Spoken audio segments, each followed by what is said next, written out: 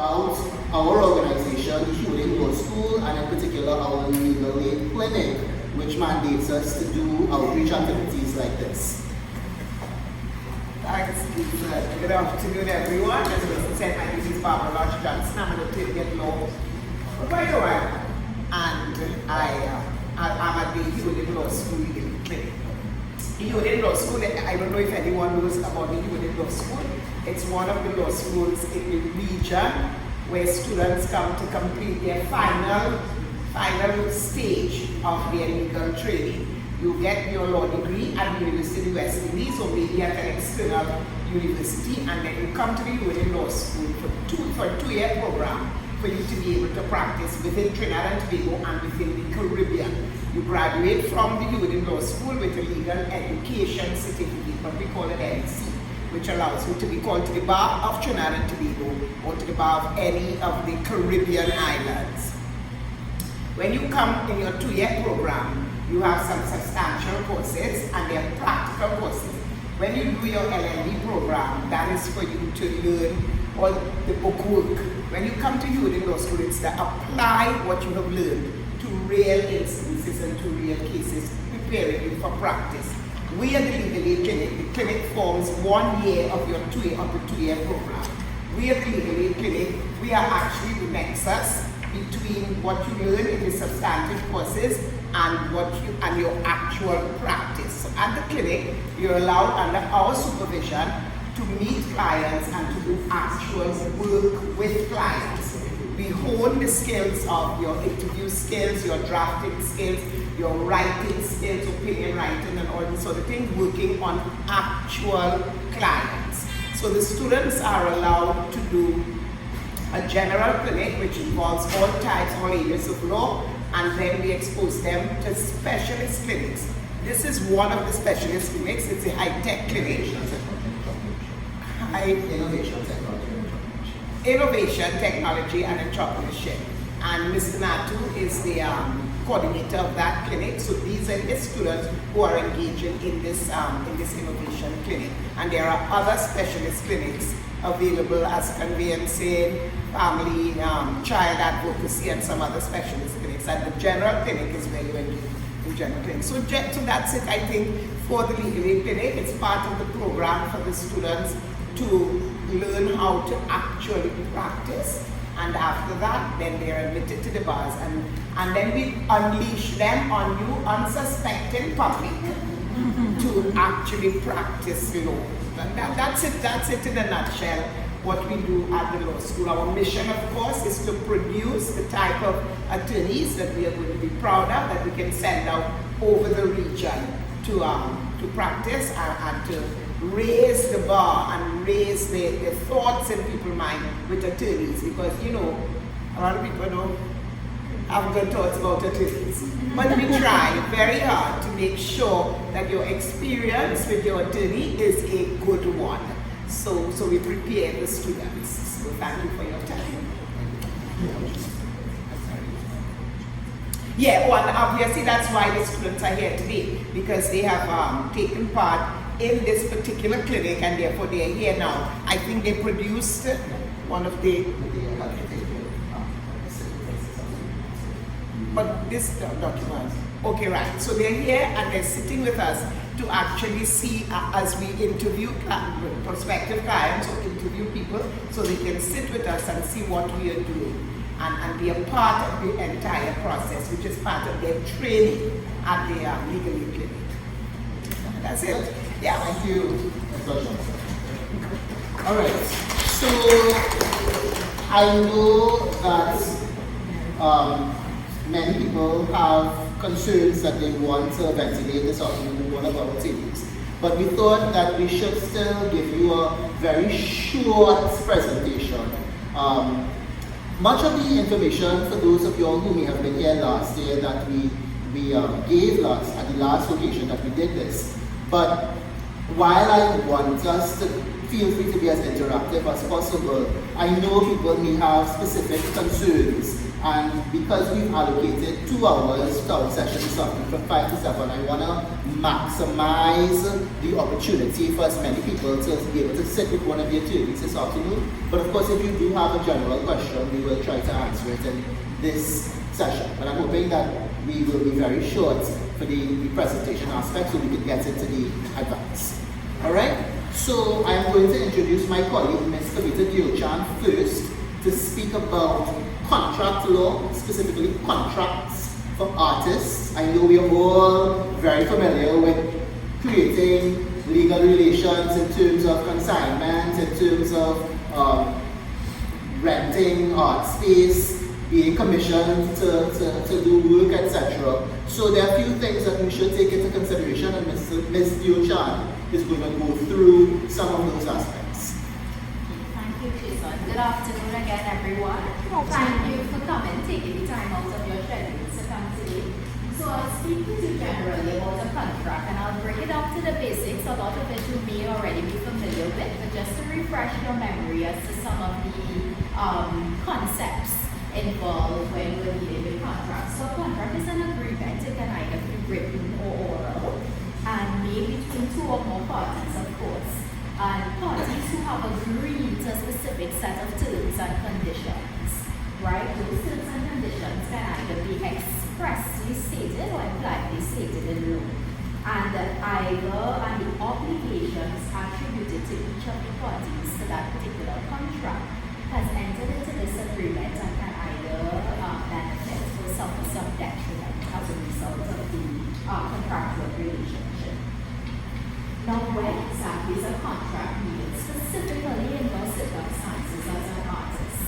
Now, the most common reason you may find that you need to enter into a contract is because you wish to obtain something of value.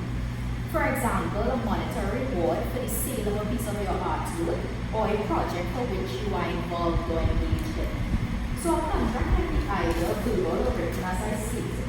However, if a contract is written, it must be reviewed thoroughly.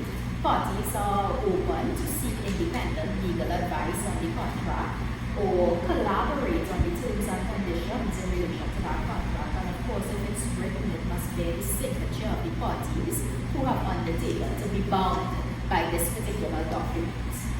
Right? A contract should outline, as I stated, the rights of all parties, responsibilities, duties, and responsibilities of each party, what each party undertakes to do should they be falls in the duties and responsibilities. And it's always good in your modern day contract relationships later for some sort of dispute resolution. Should we have a disagreement with respect to how these terms unfold in reality? How do we propose to deal with this dispute? Because we know court is expensive, it's costly. Getting attorneys are also can be quite expensive. So it's good for you to say, okay, we will vote, the parties will agree to collectively choose a party who can mediate a particular dispute that has arisen. It's always good to cater for some dispute resolution. So a contract can also make sure that your rights as an artist are protected.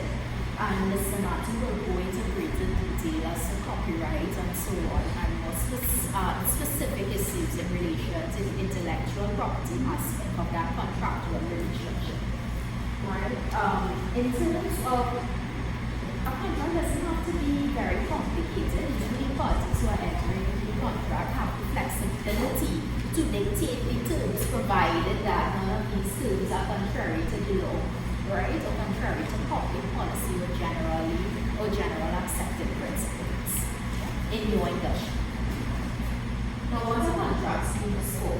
For example, legal protection and commercial agreements protecting the rights of parties and clearly stating the obligations of each party to that contractual arrangement, and it will vary based on the circumstances of each case. Now, when will an artist need a contract? So these are some examples: selling artwork locally, regionally, and internationally. Giving permission for limited use of your artwork, specifically advertisements, just by way of example, doing commission-based work and undertaking projects. How do you cater to these different needs in the contract? Now, some of the generally accepted basic elements of a contract, what do you need to create a binding legal agreement between you and someone else? Some of the basic elements outlined on the screen. There must be an offer.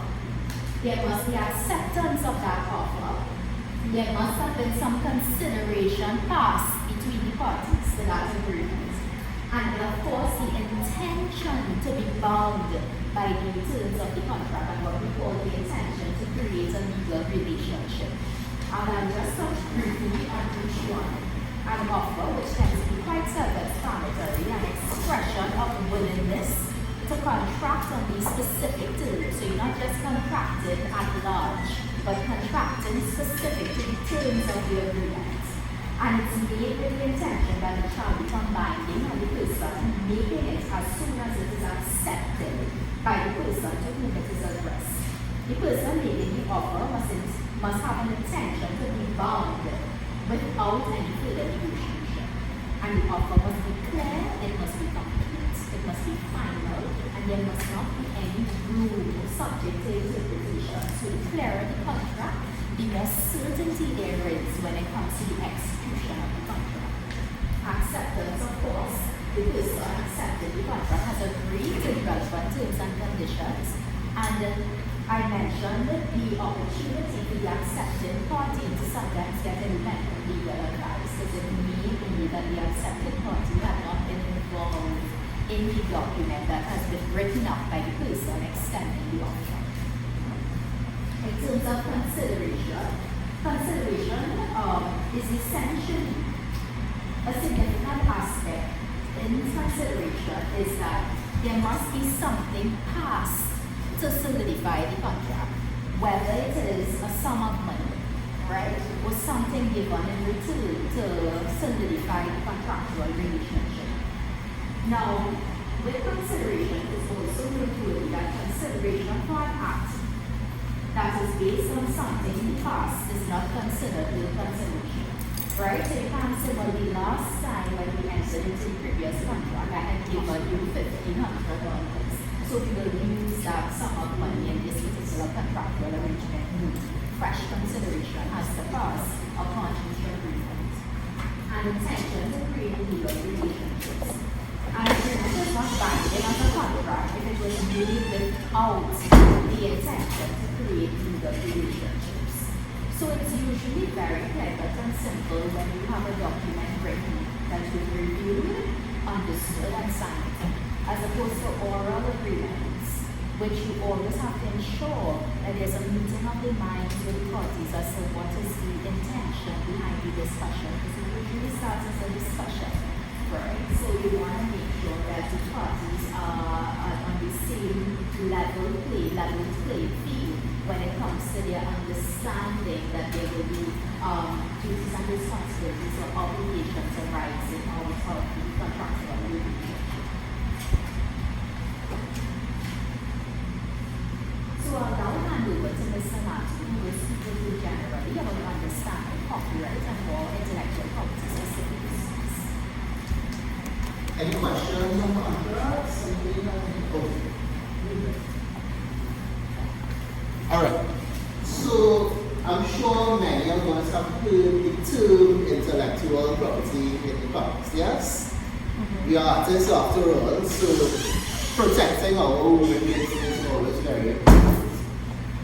Now, very often when we hear the term intellectual property, people use different terms. People talk about patents, and people talk about copyright, people talk about trademarks, but there are actually three different types of protection, of protecting the work of, the novel work of a person or a corporation, all right?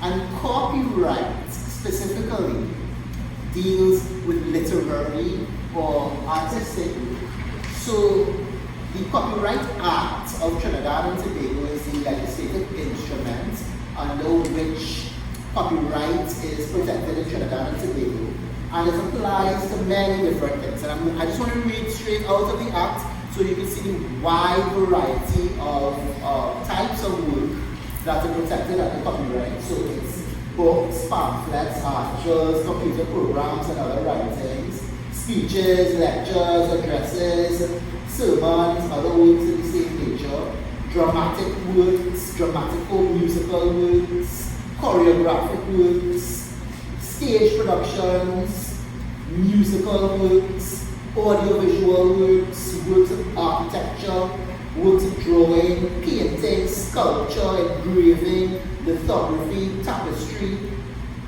photographic works, work of applied art, illustrations, maps, plans, sketches, and three-dimensional works, and geographical, architectural drawings, etc.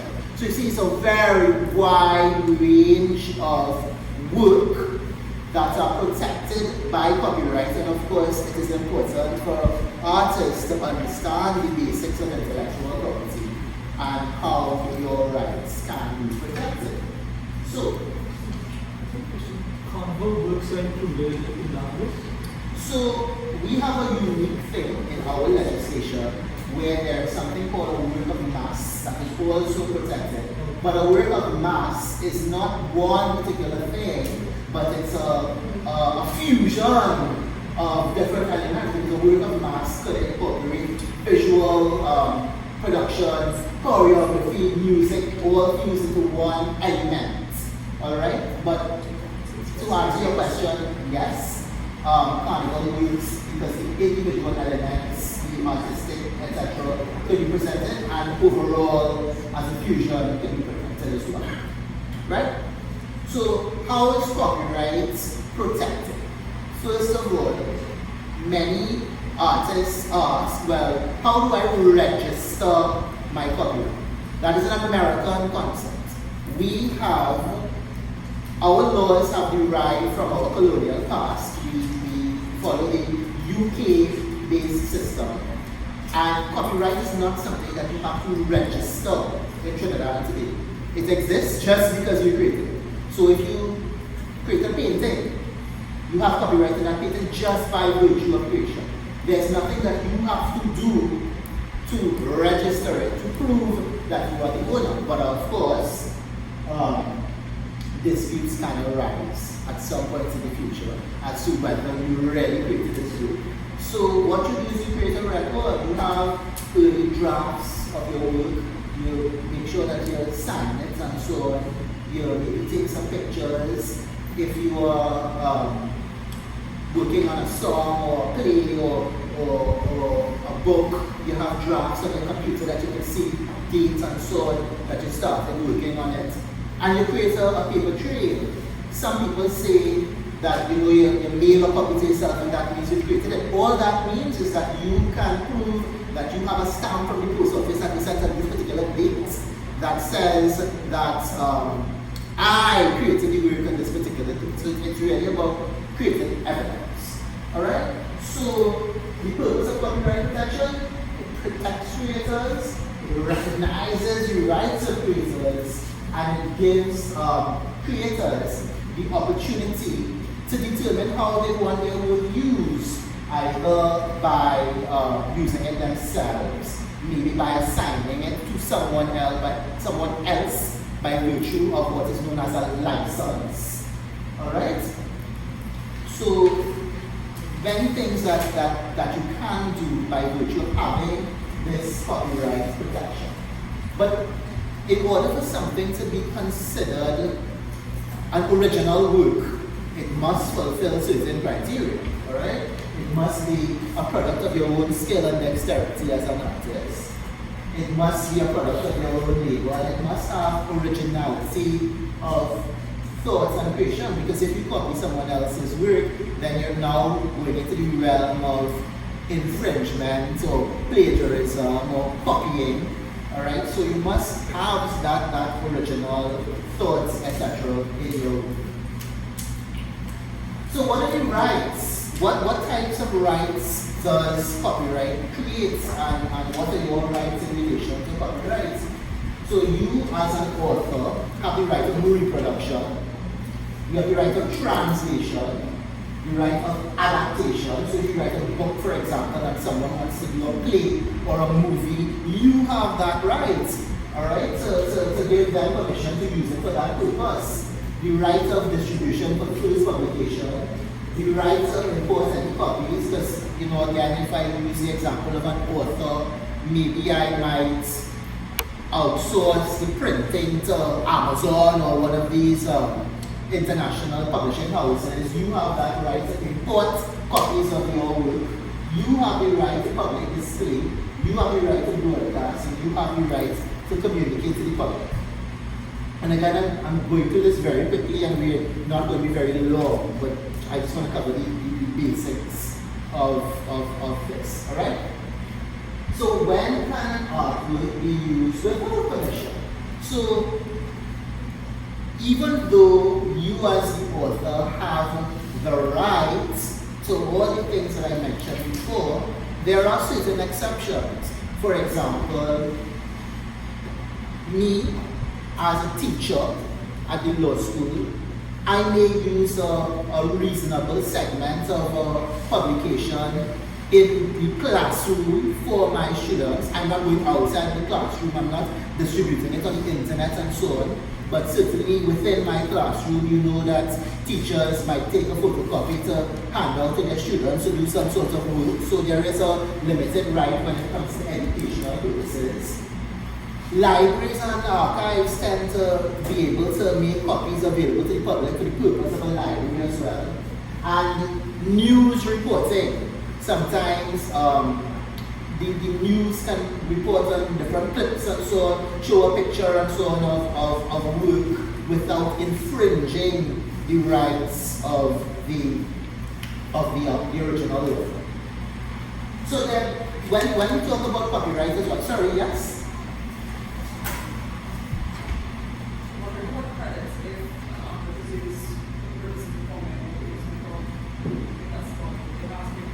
Right, so very apt question, because that takes us straight to this slide. When we talk about copyright and the rights that you as an artist or an author possess by virtue of creating a work, there are two categories of rights. One is moral rights, and one is economic rights. The moral rights is that right of attribution. It is mine, I created it, I should be credited for it. So the right to have your name indicated on the music connection, the right to use a pseudonym, and the right to object to any distortion of the work in that you are not happy with. Alright? So that question about whether you should be credited, yes, that is your moral right. And you always retain that moral right unless you assign it to someone else by virtue of a license. But usually artists don't part with their moral rights. You always retain your moral rights because you created it. What you normally may part with is your economic rights, because that's not the right to use it. The right to use a photograph or a painting in a magazine or in advertising, etc. And you can use your economic rights, you can assign them by way of license, etc. Alright? So, now it's important to understand how long the protection lasts for copyright, because not by virtue of creation the right is indefinite. The right actually lasts for your lifetime and 50 years after your death. That's how long copyright exists. So for individual work or for a joint work, it's life of the author plus 50 years. In the case of a collective work, it's life of the author plus 75 years. Alright? Right. And I was telling you before that with your economic rights, you may want to assign it to someone else for some sort of commercial use. Right? So, the purpose of a license would be to partially or fully assign or dispose of your rights to some commercial entity. And of course, if you are assigning your work by virtue of a license, we come back to the principles of contract that we heard from my colleague, Mr. John. So the license must be in writing. If you want it to be a valid and enforceable contract, it must be signed on behalf of the whole of the rights. So you must sign as the assigner of the rights. It binds all successors of title. So if, for example, you were to pass away and the copyright, because the copyright exists for 50 years after your death, your estate is bound by the license. They cannot revoke the license unless, of course, there's a provision for that in the contract.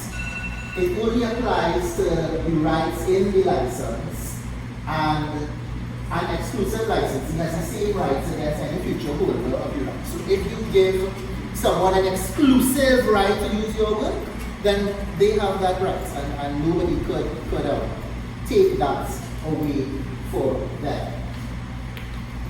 Finally, in terms of enforcement, if it is that you have a dispute, of course, seek legal advice. Remember, I was telling you about that paper trail earlier. Have your drafts, maybe send a copy in the mail, but that's not really so important. Have your drafts, be able to prove that you created the work, because your lawyer will determine what is the best relief that they can seek for you before a court.